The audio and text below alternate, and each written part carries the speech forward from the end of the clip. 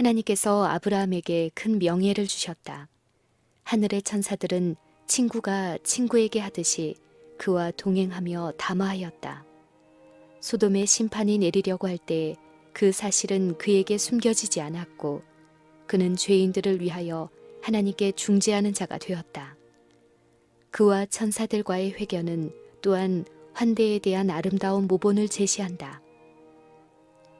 무더운 여름 한낮에 부조는 조용한 풍경을 바라보면서 장막문에 앉아 있었다.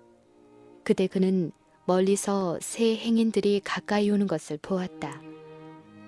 그의 장막에 이르기 전에 행인들은 잠시 멈추어 그들이 갈 길을 의논하는 것 같이 보였다. 그들이 호의를 구하기까지 기다리지 않고 아브라함은 급히 일어났다. 그리고 그들이 명백히 다른 방향으로 돌아가려고 할 때 그는 빨리 그들을 따라가서 최고의 예의를 갖추어 자신의 장막에 머물러 쉬어가기를 권하였다. 그는 그들이 여행으로 발에 묻은 먼지를 씻을 물을 손수 떠왔다. 그는 몸소 그들의 음식물을 선택하여 그들이 서늘한 그늘 아래서 휴식하는 동안 연회를 준비하였고 그들이 대접을 받는 동안 그들 곁에 정중히 서 있었다. 하나님께서는 이 정중한 행동을 당신의 말씀 가운데 기록할 만큼 중요하게 여기셨으며 천년 후에 영감받은 사도는 그것에 대하여 다음과 같이 언급하였다. 손님 대접하기를 잊지 말라. 이로써 부지 중에 천사들을 대접한 이들이 있었느니라. 아브라함은 그의 손님들에게서 피곤한 새 행인들만 보았으나 그 가운데는 그가 경배해야 할 죄 없는 한 분이 계셨다는 사실을 거의 생각하지 못하였다. 그러나 이제 하늘에서 온 사자들의 참 성격이 드러났다. 그들은 비록 진노의 사자들로서 가는 도중이었으나 믿음의 사람 아브라함에게는 먼저 축복을 말하였다. 비록 하나님께서는 죄악을 저지하고 죄가를 벌하기에 엄격하지만 보복을 기뻐하지 아니하신다. 멸망시키는 일은 사랑이 무한하신 그분께는 생소한 일이다. 여호와의 친밀함이 경외하는 자에게 있으며 아브라함이 하나님을 영광스럽게 하였으므로 주께서는 그를 당신의 의논 가운데 참여시키고 당신의 목적을 그에게 밝힘으로 그를 영광스럽게 하셨다. 나의 하려는 것을 아브라함에게 숨기겠느냐고 주께서 말씀하셨다. 소돔과 고모라에 대한 부르짖음이 크고 그 죄악이 심히 중하니 내가 이제 내려가서 그 모든 행한 것이 과연 내게 들린 부르짖음과 같은지 그렇지 않은지 내가 보고 알려 하노라. 하나님께서는 소돔의 죄악의 정도를 잘 아셨으나 당신께서 처리하시는 일의 공의가 이해될 수 있도록 사람의 방법대로 당신 자신을 나타내셨다. 범법자들에게 심판을 내리시기 전에 그분께서는 친히 가셔서 그들의 행위를 심사하고자 하셨으며 만일 그들이 아직도 하나님의 자비의 한계를 넘지 않았으면 그분께서는 그들에게 회개할 기회를 허락하실 것이었다. 하늘의 두 기별자들은 이제 아브라함이 하나님의 아들임을 알게 된 그분을 그에게 홀로 남겨두고 떠났다. 그리고 그 믿음의 사람은 소돔 거민을 위하여 탄원하였다. 한때 그는 그들을 칼로 구원한 일이 있었으나 이제는 그들을 기도로써 구원하고자 노력하였다. 롯과 그의 가족은 아직도 그곳에 살고 있었다. 그들을 엘람 사람들에게서 구원하였던 아브라함의 이기심 없는 사랑은 만일 그렇게 하는 것이 하나님의 뜻이라면 그들을 하나님의 심판의 폭풍 가운데서 구원하고자 하였다. 깊은 존경과 겸비로 그는 탄원하였다. 티끌과 같은 나라도 감히 주께 구하나이다. 자만심도 자신의 의를 자랑함도 없었다. 그는 순종이나 하나님의 뜻을 행하느라고 드린 희생들을 근거로 은총을 요구하지 않았다. 그는 그 자신이 죄인으로서 죄인을 위하여 간구하였다. 하나님께 나아가는 자들은 모두 이와 같은 정신을 가져야 한다. 그러나 아브라함은 사랑하는 아버지에게 간청하는 어린 아이의 확신을 나타내었다.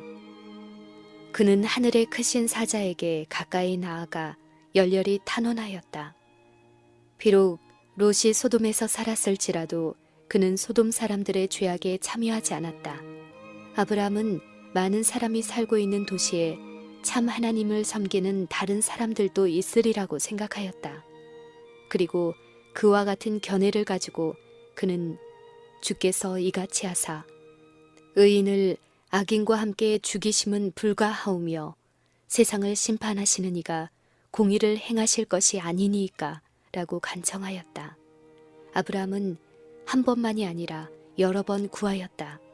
그의 요구가 허락됨에 따라 점점 더 대담하게 되어 그는 10명의 의인만 있어도 그 도시가 멸망되지 않으리라는 보증을 얻기까지 계속하였다. 멸망하는 영혼에 대한 사랑이 아브라함의 기도에 힘을 불어넣었다. 그는 저 부패한 도시의 죄는 미워하였으나 죄인들은 구원 얻게 되기를 원하였다. 소돔을 위한 그의 깊은 관심은 회개하지 않은 자들을 위하여 우리가 느껴야 할 걱정을 나타낸다. 우리는 죄를 미워하는 마음을 품어야 하나 죄인에 대해서는 동정과 사랑의 마음을 품어야 한다. 우리 주위에는 소돔에 임했던 것과 같은 무섭고도 절망적인 파멸로 달려가는 영혼들이 많이 있다. 날마다 누군가의 은혜의 시기는 끝나고 있다. 시간마다 누군가는 자비가 미치지 못하는 곳으로 넘어가고 있다. 그런데 죄인으로 이 무서운 운명에서 피하도록 하는 경고와 간청의 음성은 어디에 있는가? 그를 죽음에서 건져내려고 뻗은 손은 어디에 있는가? 겸비와 끈기 있는 믿음을 가지고 죄인을 위하여 하나님께 간구하는 사람들은 어디에 있는가? 아브라함의 정신은 그리스도의 정신이었다. 하나님의 아들 자신이 죄인을 위한 크신 중재자이시다. 죄인의 구원을 위하여 값을 치르신 그분은 인간의 영혼의 가치를 아신다. 티 없이 순결한 상태에서만 존재할 수 있는 그런 악에 대한 적개심과 함께 그리스도께서는 무한한 선만이 품을 수 있는 사랑을 죄인에게 나타내셨다. 온 세상의 죄의 무거운 짐을 몸소 지시고 십자가에 못 박히신 고통 중에서도 그분께서는 당신 자신을 능욕하는 자들과 살해하는 자들을 위하여 아버지여 저희를 사하여 주옵소서 자기의 하는 것을 알지 못함이니이다 라고 기도하셨다. 아브라함에 대해서 그는 하나님의 벗이라 칭함을 받았나니 믿는 모든 자의 조상이 되리라고 기록되어 있다. 이 충성스러운 족장에 대한 하나님의 증언은 아브라함이 내 말을 순종하고 내 명령과 내 계명과 내 율례와 내 법도를 지켰음이니라는 것이다. 그리고 또 내가 그로 그 자식과 건속에게 명하여 여호와의 도를 지켜 의와 공도를 행하게 하려고 그를 택하였나니 이는 나 여호와가 아브라함에게 대하여 말한 일을 이루려 함이라는 말씀이다. 여러 세기 동안 세상을 위한 하나님의 진리의 수호자요 보존자들이었던 백성들, 곧 그들을 통하여 세상의 온 민족들이 약속된 메시아의 강림으로 축복을 받게 될 백성들의 조상이 되도록 아브라함이 부르심을 받은 것은 큰 영광이었다. 그러나 그를 부르신 분은 그가 그럴 만하다고 판단하셨다. 말씀하시는 분은 하나님이시다. 장래의 생각을 아시고 사람들을 바르게 평가하시는 분이 내가 그를 안다고 말씀하신다. 아브라함 편에서 이기적 목적으로 진리를 배반하는 일은 없을 것이었다. 그는 율법을 지킬 것이요 공정하고 의롭게 처신할 것이었다. 그리고 그는 자기 자신이 주를 경외할 뿐 아니라 자신의 가정에서 종교를 신장할 것이었다. 그는 자기 가족을 의로서 가르칠 것이었다. 하나님의 율법은 그의 가족 사이의 규범이 될 것이었다.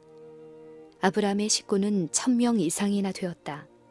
그의 교훈으로 유일하신 하나님을 경배하도록 인도함을 받은 자들은 그의 장막에서 같이 살았으며 여기서 그들은 학교에서처럼 참된 신앙의 대표자가 될 준비를 갖출 교육을 받았다.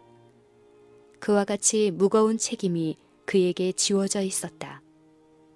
그는 각 가장들을 교육하고 있었으며 그의 관리 방법은 그들이 거느려야 할 가족들에게서 실시될 것이었다. 고대에는 아버지가 자기 가족들의 지배자요 제사장이었다. 그래서 그는 자기 자녀들에게 그들이 자신의 가족들을 가진 후에까지도 권위를 행사하였다.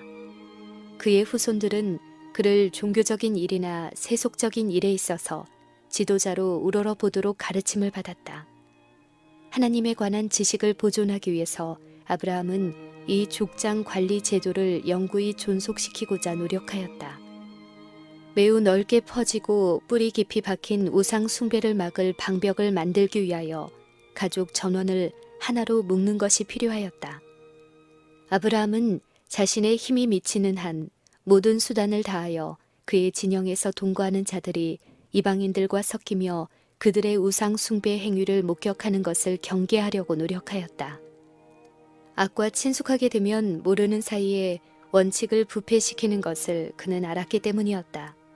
모든 형태의 거짓 종교를 막고 예배할 참 대상으로 살아계신 하나님의 위엄과 영광을 마음에 새기는 일에 가장 큰 주의를 기울였다. 하나님의 백성들이 가능한 한 이방인과의 교제를 끊고 홀로 거하며 열방 중에 끼어들지 않도록 한 것은 하나님 자신이 마련하신 현명한 배려였다. 그의 가족들이 메소포타미아에 있었더라면 그들을 둘러쌌을 매혹적 가마에서 떠나도록 그들을 훈련시키며 교육시키도록 하기 위하여, 그리고 참된 신앙이 대대로 그의 후손들을 통해 순전하게 보존되도록 하기 위하여 그분께서는 우상을 숭배하는 친족으로부터 아브라함을 분리시키셨다. 그의 자녀와 가족들에 대한 깊은 애정에서 아브라함은 그들의 신앙을 보살펴 주었으며 그가 그들과 그들을 통하여 세상에 전해줄 수 있는 가장 귀중한 전승물로서 하나님의 율법에 대한 지식을 그들에게 나누어 주었다. 모든 사람들은 자신들이 하늘에 계신 하나님의 통치하에 있다는 가르침을 받았다. 부모들 편에서는 압제를 하지 말아야 하고 자녀들 편에서는 불순종하지 말아야 하였다. 하나님의 율법은 각자에게 할 바 의무를 부과하였고 누구든지 그것에 순종함으로써만이 행복과 번영을 얻을 수 있었다. 그 자신의 모본, 곧 일상생활의 묵묵한 가만은 끊임없는 교훈이었다. 그의 변함없는 성실, 곧 왕들의 칭찬을 받았던 덕행과 이기심 없는 예절은 가정에서도 나타났다. 생활 주변에는 향기가 있었다. 곧 품성의 고결함과 사랑스러움이 있었다. 이것들은 그가 하늘과 연결된 사람임을 모든 사람에게 나타냈다. 그는 가장 비천한 종의 영혼도 무시하지 않았다. 그의 가정에는 주인을 위한 법과 종을 위한 다른 법이 존재하지 않았으며 부자를 위한 훌륭한 길과 가난한 자를 위한 다른 길이 놓여 있지 않았다. 모든 사람들은 그와 함께 생명의 은혜의 후사로서 공의와 긍휼로 대접받았다. 내가 그로 그 자식과 권속에게 명하여 행하게 하려고 그를 택하였나니 자녀들의 악한 성향을 제지하지 않는 죄된 태만도 유약하고 현명하지 못한 편에도 잘못된 애정의 요구에 대하여 의무에 대한 그의 확신을 굽히는 일도 없을 것이었다. 아브라함은 바른 교훈을 줄 뿐 아니라 공정하고 의로운 율법의 권위를 유지할 것이었다. 우리 시대에 이 같은 모본을 따르는 사람들은 얼마나 적은가. 너무도 많은 부모들이 사랑이라는 잘못된 위명하에 맹목적이고 이기적인 감상주의에 빠져 있다.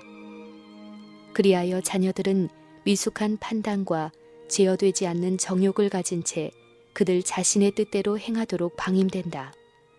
이것은 청년들에 대하여 정말로 잔인한 짓이요 세상에 대하여 큰 과오를 범하는 것이다. 부모의 방임이 가정과 사회에 있는 무질서의 원인을 이룬다. 이것이 청년들의 마음속에 하나님의 요구에 순종하는 대신에 자신의 성향에 따르고자 하는 욕망을 굳게 한다. 그리하여 그들은 하나님의 뜻을 행하기 싫어하는 마음을 가지고 성장하여 그들의 불경하고 불순종하는 정신을 자녀들과 자녀들의 자녀들에게 전한다. 아브라함처럼 부모들은 가족에게 저들을 따르도록 명령해야 한다. 하나님의 권위에 순종하는 첫 단계로서 부모의 권위에 순종할 것을 가르치고 실행하게 하라. 심지어는 종교 지도자들까지도 하나님의 율법을 과소평가함으로 큰 악이 생겨났다. 세상에 널리 퍼진 하나님의 율법은 더 이상 사람들에게 구속력이 없다는 가르침은 백성들의 품행에 우상 숭배와 같은 결과를 끼친다. 하나님의 거룩한 율법의 요구를 저하시키려고 하는 자들은 가정과 국가를 지배하는 기초를 직접적으로 무너뜨리고 있다. 신앙을 가진 부모들이 하나님의 법도대로 행치 아니하며 그들의 가족들에게도 주의 길을 따르도록 요구하지 않는다. 하나님의 율법이 생활의 법칙이 되고 있지 않다. 그리하여 자녀들은 그들 자신의 가정을 이룰 때 그들이 결코 배운 일이 없는 것을 그들의 자녀들에게 가르칠 의무를 느끼지 않는다. 이것이 바로 세상에 믿음이 없는 가정이 그렇게도 많은 이유요. 부패와 타락이 그처럼 깊고 넓게 퍼지는 이유이다. 부모들 자신이 완전한 마음으로 주의 율법 안에서 행하기 전에는 그들의 자녀들에게 자신들을 따르라고 요구할 준비가 갖추어지지 않을 것이다. 이 점에 있어서 개혁이 필요한데 그것은 깊고 넓은 개혁이 될 것이다. 부모들도 개혁을 필요로 하며 목사들도 개혁을 필요로 한다. 그들은 그들의 가정 내에 하나님을 모실 필요가 있다. 만일 상황이 달라지기를 기대할 것 같으면 그들은 하나님의 말씀을 그들의 가족들에게 소개하며 그것을 그들의 상담력으로 삼아야 한다. 그들은 그들의 자녀들에게 이것은 그들에게 말씀하신 하나님의 음성으로 절대적으로 순종해야 한다는 것을 가르쳐야 한다. 그들은 참을성 있게 자녀들을 교육해야 하며 하나님을 기쁘시게 하는 삶을 사는 방법을 친절하고 끈기 있게 그들에게 가르쳐야 한다. 그런 가정의 자녀들은 불신의 궤변에 대처할 준비가 갖추어질 것이다.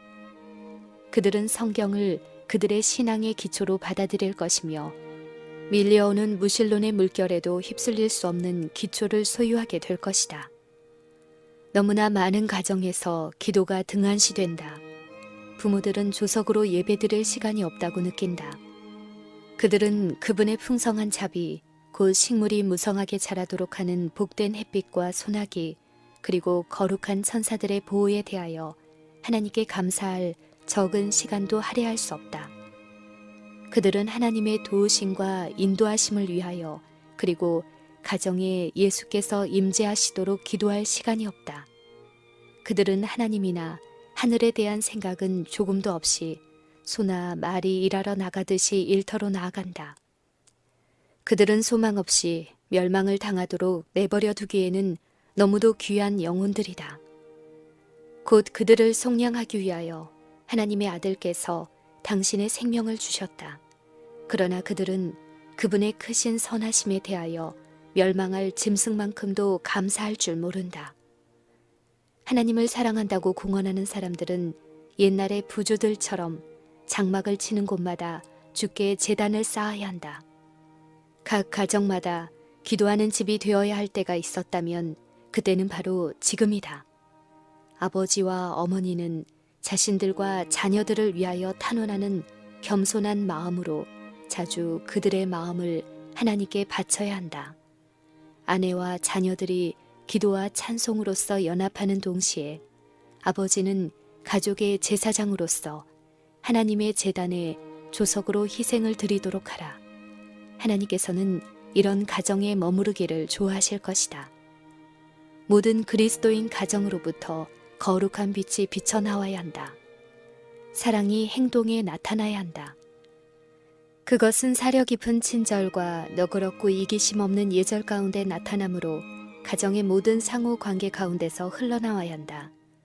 이 원칙이 실천되는 가정들, 곧 하나님을 예배하며 가장 참된 사랑이 다스리는 가정들이 있다. 이런 가정들에서는 조석 기도가 아름다운 향연처럼 하나님께 올라가고 그분의 긍휼과 축복이 아침 이슬처럼 강구자들에게 내려온다. 질서정연한 그리스도인 가정은 그리스도인 신앙의 실제에 대한 강력한 논증, 곧 불신자가 논박할 수 없는 논증이다. 모든 사람들은 자녀들을 감화시키는 감화력이 그 가정에 역사하고 있으며 아브라함의 하나님이 그들과 함께 계심을 보게 될 것이다. 그리스도인이라고 공언하는 사람들의 가정들이 올바른 종교적 특성을 지닌다면 그들은 선을 위하여 유력한 감화를 끼칠 것이다. 그들은 참으로 세상의 빛이 될 것이다. 하늘에 계신 하나님께서는 충성스러운 모든 부모에게 아브라함에게 하신 대로 말씀하신다.